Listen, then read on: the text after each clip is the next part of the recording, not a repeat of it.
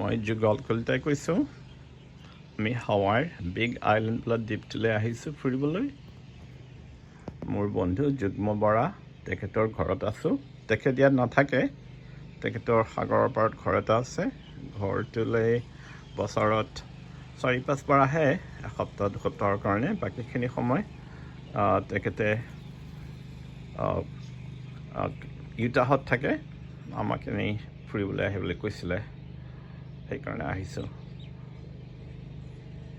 অলপ দূৰত সাগৰৰ পাৰ, আৰু ইয়াত যে দেখিছে ক'লা ক'লা এইবিলাক মাটি নহয়, বোকা নহয়, এইবিলাক হ'ল শিলৰ শিল, লাভা শিল, বহুত পুৰণি, ধুনীয়াকৈ সজাই ৰাখিছে।